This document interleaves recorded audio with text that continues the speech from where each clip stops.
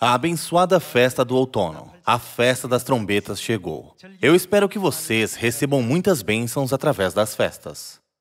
Hoje, ao guardar a festa das trombetas, eu espero que todos os membros de Sião, ao redor do mundo, se arrependam completamente diante de Deus e, ao fazê-lo, recebam a salvação e entrem no reino dos céus. Sobre isso, hoje, vamos compartilhar a palavra de Deus com um sermão intitulado A Festa das Trombetas e o Arrependimento. Primeiro, vamos ver o livro de Levítico, capítulo 23, versículo 24.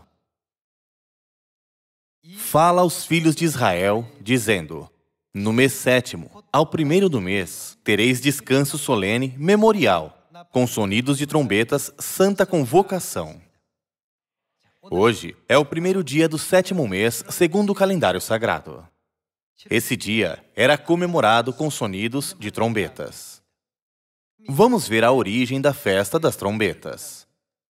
Quando Moisés desceu com as primeiras tábuas dos 10 mandamentos, ele encontrou os israelitas adorando um bezerro de ouro. Ao ver os israelitas adorando um ídolo, Moisés jogou as tábuas ao pé do monte e as quebrou em pedaços. Ele ficou furioso. Foi por isso que 3.000 pessoas morreram naquele dia. Depois disso, os que restaram voltaram à razão, ao entender que tinham pecado contra Deus, e se arrependeram sinceramente, confessando todos os seus erros. Então, Deus ordenou que Moisés subisse ao Monte Sinai e recebesse pela segunda vez as tábuas com os 10 mandamentos, no primeiro dia do 6º mês, segundo o calendário sagrado. Então, ele subiu no Monte Sinai no primeiro dia do 6º mês e jejuou outra vez por 40 dias.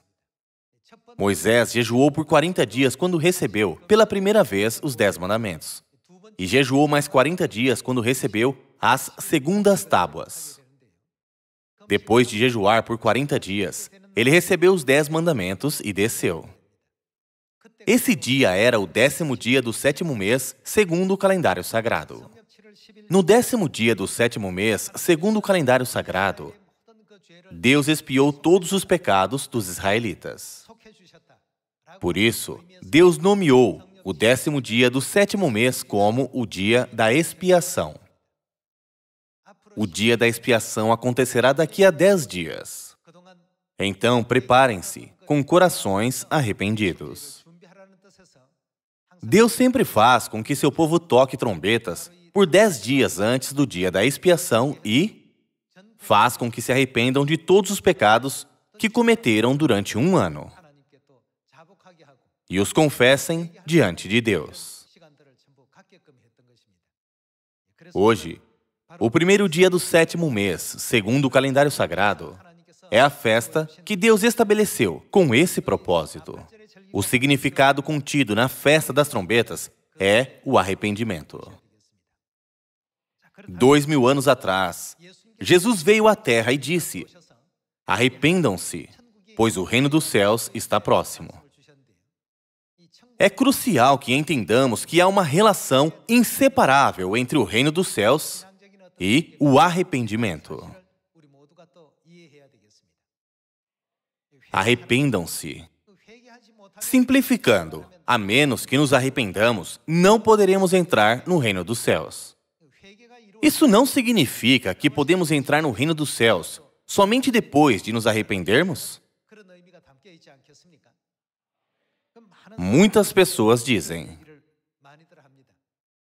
Eu não fiz nada de errado em minha vida. Então, do que eu preciso me arrepender? A menos que elas compreendam o mundo espiritual, elas nunca poderão entender por que o arrependimento é necessário para entrar no reino dos céus. A Bíblia afirma que todos nós éramos anjos no céu, antes de virmos à Terra em forma humana. O que aconteceu no céu? nós cometemos o pecado de traição contra Deus. E fomos expulsos para esta terra depois de pecarmos no céu. Agora, vivemos em forma humana. A Bíblia não diz que éramos originalmente os filhos de Deus, que viviam como anjos no céu. A resposta da pergunta sobre como voltar para o reino dos céus é o arrependimento. Temos que nos arrepender dos pecados que cometemos na terra. Porém, definitivamente, devemos ter certeza de nos arrepender dos pecados que cometemos no céu. Algumas pessoas podem perguntar, por que eu devo me arrepender? Eu não fiz nada de errado. Vamos dar uma olhada na primeira epístola de João, capítulo 1, versículo 8. Se dissermos que não temos pecado nenhum, a nós mesmos nos enganamos, e a verdade não está em nós. Se confessarmos os nossos pecados, Ele é fiel e justo para nos perdoar os pecados e nos purificar de toda injustiça. Se dissermos que não temos cometido pecado, fazemo-lo mentiroso, e a sua palavra não está em nós. Nós somos anjos que foram expulsos para esta terra por causa dos nossos pecados cometidos no céu. O fato de termos nascido nesta terra prova que somos pecadores, porque ninguém além de pecadores podem se vestir de carne. Viemos a esta terra vestido de carne por causa dos nossos pecados. Deus não deu para toda a humanidade um tempo de vida para que ela possa viver uma vida de arrependimento na terra. Como está escrito na primeira epístola de João, capítulo 1, versículo 8, se dissermos que não temos pecado nenhum, a nós mesmos nos enganamos e a verdade não está em nós. Se confessarmos os nossos pecados, Ele é fiel e justo para nos perdoar os pecados e nos purificar de toda a injustiça. Se dissermos que não temos cometido pecado, fazemo-lo mentiroso e a sua palavra não está em nós. Já que Deus sabe de tudo que cometemos, no céu e na terra, não é por isso que Ele quer que nos arrependamos rapidamente e voltemos para o reino dos céus? É por isso que a Bíblia diz, se dissermos que não temos cometido pecado, fazemo-lo mentiroso, e a sua palavra não está em nós. Essa festa, que começa com a festa das trombetas e vai até o dia da expiação, é a festa na qual Deus espera o nosso arrependimento. Não importa o que aconteça, com relação aos pecados que cometemos no céu e na terra, lembrando deles ou não, vamos nos arrepender completamente e confessar todos os nossos pecados diante de Deus e entrar no eterno reino dos céus. Agora, vamos ver alguns testemunhos dos profetas sobre o arrependimento. Vamos para o livro de Ezequiel. Livro de Ezequiel, capítulo 18, versículo 30. Portanto, eu vos julgarei, a cada um segundo os seus caminhos. Ó casa de Israel, diz o Senhor Deus, o que devemos fazer? Convertei-vos, ou seja, devemos nos arrepender. E desviai-vos de todas as vossas transgressões, e a iniquidade não vos servirá de tropeço. Lançai de vós todas as vossas transgressões, com que transgredistes, e criai em vós coração novo e espírito novo. Pois, por que morreríeis, ó casa de Israel? Porque não tenho prazer na morte de ninguém, diz o Senhor Deus. Portanto, convertei-vos, e façam o quê, depois de se arrependerem? E vivei. Aqui, a Bíblia e os profetas testificam que aqueles que não se arrependem morrerão, mas que o caminho da vida será aberto para aqueles que se arrependem. No versículo 30 está escrito, desviai-vos de todas as vossas transgressões, Não importa o que aconteça, devemos nos afastar de todos os nossos pecados que cometemos na terra e no céu. Deus não veio a esta terra para nos afastar do pecado? Vamos ver outro aviso sobre o arrependimento através do livro dos Salmos. Vamos para o Salmo de número 7. Salmo de número 7, verso 12. Se o homem não se converter, ou seja, se não se arrepender, afiará Deus a sua espada, já armou o arco, tem-no pronto. Para ele preparou já instrumentos de morte, preparou suas setas inflamadas. Eis que o ímpio está com dores de iniquidade, concebeu a malícia e dá à luz a mentira. Está escrito no verso 12 que se alguém não se arrepender, o que Deus fará? Ele afiará a sua espada. Se um homem não se arrepender, Deus armará o seu arco e o terá pronto. Se falarmos de uma maneira simples, isso não significa que, se um homem não se arrepender, somente a destruição e a morte estará esperando por ele? Então, que pecado nós cometemos e como podemos nos arrepender dele? Primeiro, precisamos encontrar a origem do nosso pecado que começou no céu.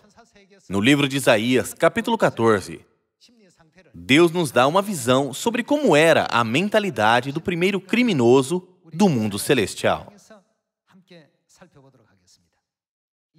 Através disso, vamos tomar um tempo para entender nossa própria mentalidade, que resultou em nossa expulsão.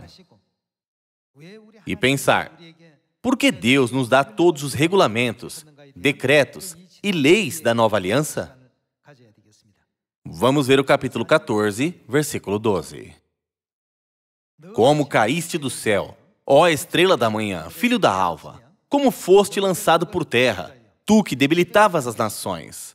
Tu dizias no teu coração, eu subirei ao céu, acima das estrelas de Deus, exaltarei o meu trono, e no monte da congregação me assentarei, nas extremidades do norte.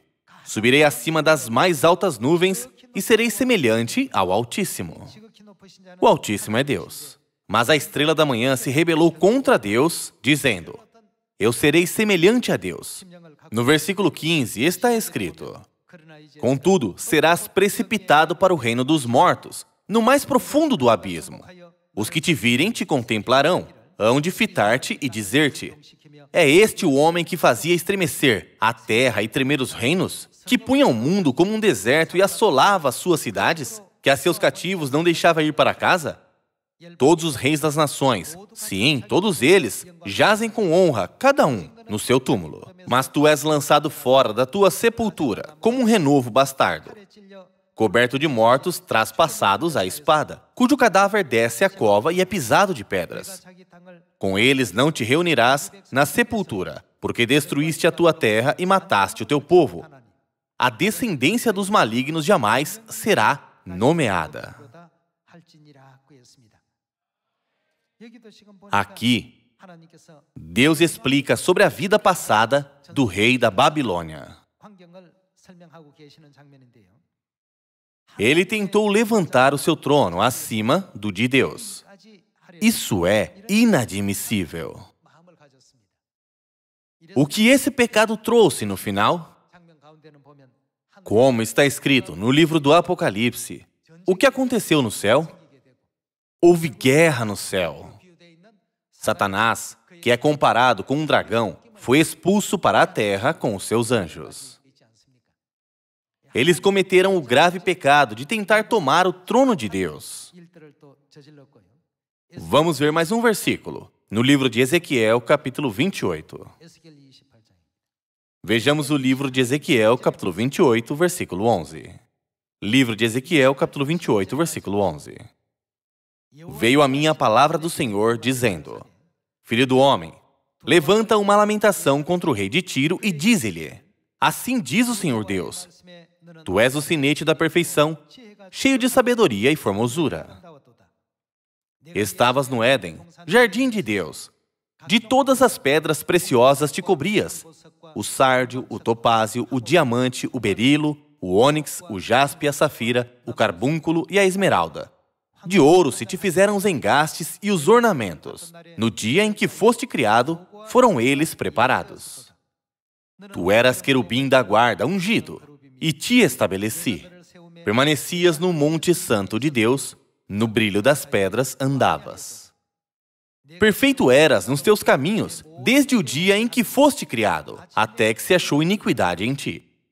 Na multiplicação do teu comércio, se encheu o teu interior de violência e pecaste.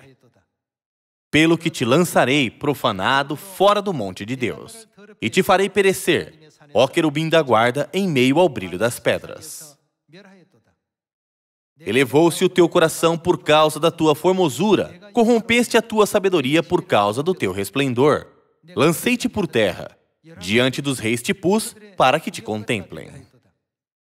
Pela multidão das tuas iniquidades, pela injustiça do teu comércio, profanaste os teus santuários. Eu, pois, fiz sair do meio de ti um fogo, que te consumiu e te reduzi a cinzas sobre a terra, aos olhos de todos os que te contemplam. No livro de Ezequiel, capítulo 28, explica sobre a vida passada do rei de Tiro. Em sua vida passada, o rei de Tiro era um querubim da guarda. Mas por ser arrogante, ele se tornou violento e, no fim, pecou contra Deus. O motivo de Deus ter mostrado os exemplos do rei da Babilônia e do rei de Tiro foi para nos lembrar da vida que tínhamos antes e do motivo de termos vindo do mundo angélico para esta terra depois de pecar contra Deus. Então, qual foi a razão de Jesus ter vindo a esta terra? Ele disse: eu não vim chamar justos, e sim pecadores. Onde estes pecadores pecaram? Eles pecaram no céu. Jesus não veio a esta terra para guiar pecadores ao arrependimento e salvá-los? Vamos ver o Evangelho de Lucas, capítulo 5, versículo 31. Respondeu-lhes Jesus: os sãos não precisam de médico, e sim os doentes.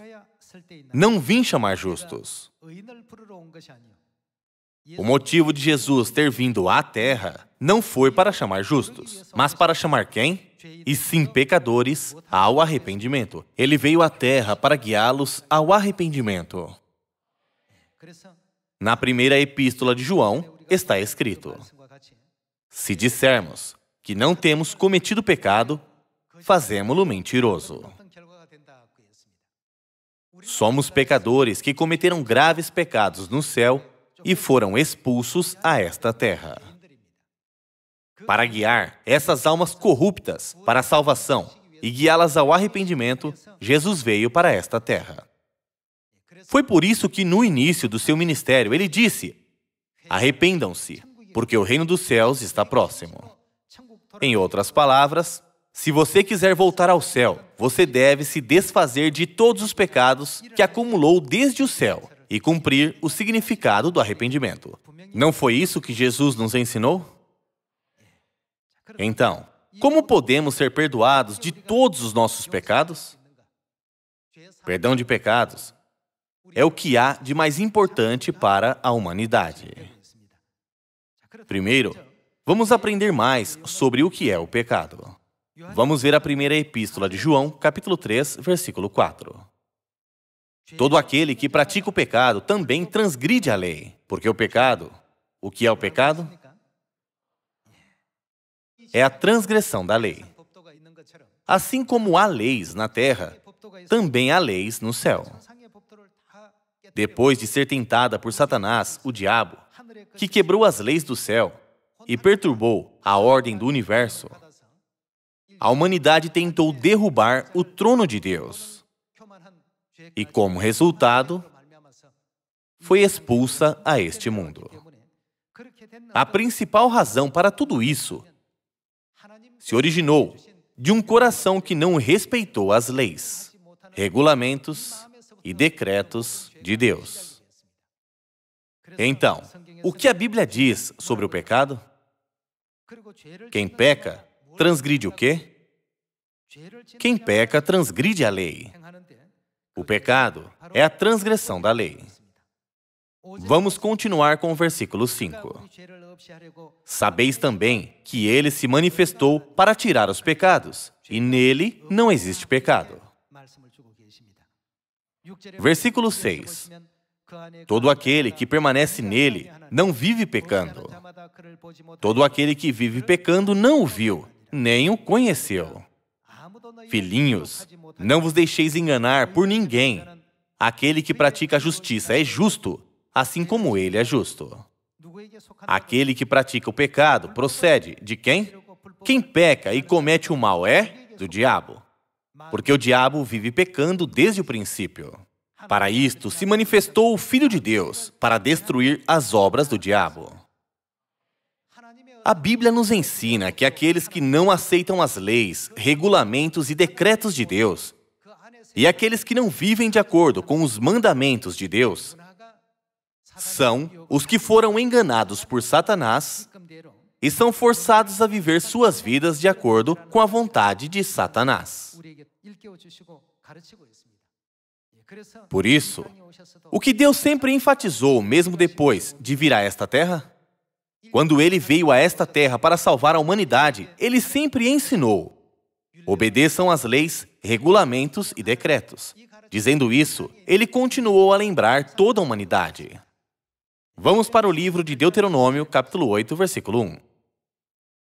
Cuidareis de cumprir todos os mandamentos que hoje vos ordeno, para que vivais e vos multipliqueis, e entreis e possuais a terra que o Senhor prometeu sob juramento a vossos pais. Recordar-te-ás de todo o caminho pelo qual o Senhor, teu Deus, te guiou no deserto estes 40 anos, para te humilhar, para te provar, para saber o que estava no teu coração, se guardarias ou não os seus mandamentos. Deus fez com que os israelitas andassem no deserto por 40 anos, para ver se eles obedeceriam ou não os mandamentos de Deus. Deus não fez os israelitas passarem 40 anos no deserto até confirmar isso? É porque as leis, regulamentos e decretos dados por Deus são muito importantes. Agora estamos andando no caminho da fé no deserto espiritual. Andando no caminho da fé, devemos nos unir graciosamente quando Deus disser, unam-se. E nos humilharmos quando nos for dito, humilhem-se. E sermos humildes quando Ele disser, sejam humildes. Não importa o que Deus diga, devemos obedecer às palavras e os mandamentos de Deus. Não é somente assim que poderemos recuperar o reino dos céus? Foi por isso que Jesus nos deu uma lição muito importante enquanto nos ensinava sobre o arrependimento. Vamos ver o Evangelho de Marcos, capítulo 1, versículo 15. Dizendo: o tempo está cumprido e o reino de Deus está próximo. Arrependei-vos e o que devemos fazer? Crede no Evangelho. Crer no Evangelho, obedecer o Evangelho e realizar a obra do Evangelho. São as únicas maneiras de nos arrependermos dos pecados que cometemos contra Deus, no céu, pelo qual fomos expulsos à terra. Como vocês aprenderam na verdade o que é o Evangelho? A verdade da nova aliança não contém todas as leis, regulamentos e decretos de Deus que as pessoas arrependidas precisam seguir? É por isso que os que se arrependeram devem crer no Evangelho. Aqueles que não acreditam na nova aliança nunca poderão crer no Evangelho. Não é verdade que aqueles que não acreditam no Evangelho nunca poderão alcançar o completo arrependimento? O que a nova aliança tem para que sejamos obrigados a acreditar no Evangelho da nova aliança? Vamos encontrar a resposta no Evangelho de Lucas, capítulo 22. Evangelho de Lucas, capítulo 22, versículo 7, está escrito: chegou o dia da festa dos pães asmos, em que importava comemorar a Páscoa. Jesus, pois, enviou Pedro e João, dizendo: ide preparar-nos a Páscoa para que a comamos. Vamos para o versículo 19 e ver a cena da Páscoa. E, tomando um pão, tendo dado graças, o partiu e lhes deu, dizendo: isto é o meu corpo, oferecido por vós. Fazei isto em memória de mim. Semelhantemente, depois de cear, tomou o cálice, dizendo: Este é o cálice da nova aliança no meu sangue, derramado em favor de vós. Aqui podemos ver a morte e o sacrifício de Jesus Cristo contidos na nova aliança. A nova aliança é o Evangelho. Sem o sangue de Cristo, não podemos voltar ao eterno reino dos céus. Depois de ouvir que eles podem entrar no céu através do precioso sangue de Jesus Cristo, algumas pessoas perguntam: guardar a Páscoa não é o bastante? Precisamos entender o verdadeiro significado da Páscoa. Através do que a nova aliança foi estabelecida? Jesus não disse: esta é a nova aliança no meu sangue. Na nova aliança está o sacrifício de Deus, nossos pais espirituais. Por causa dos meus pecados, quem foi sacrificado e morto? Nós, filhos de Deus, devemos entender e ter isso em mente. Para assegurar que essas coisas nunca vão acontecer, não devemos viver longe do pecado? Já que fomos perdoados dos nossos pecados, não vamos nos envolver em pecado outra vez. Para nos ajudar a entender tudo isso, Deus estabeleceu muitas leis. No Antigo Testamento, havia ofertas para o sábado, ofertas regulares, ofertas para as festas e oferta pelo pecado do povo. Sempre que um animal era sacrificado, era porque alguém tinha pecado. Por causa do pecado de uma pessoa, um animal era morto. A pergunta é: quem morreu pelo nosso pecado? Quando entendermos quem suportou a dor e o sofrimento da morte em nosso lugar, poderemos sinceramente nos arrepender de todos os nossos pecados. Precisamos entender claramente qual mensagem a verdade da nova aliança está tentando nos transmitir. O severo sofrimento e a morte de Deus na cruz mostram apenas uma fração do seu sacrifício. Nós, filhos de Deus, devemos entender completamente quanto sofrimento está contido nisso. E nunca nos envolvermos de novo em nenhum pecado, para que possamos entrar no céu através dessa graciosa festa do outono.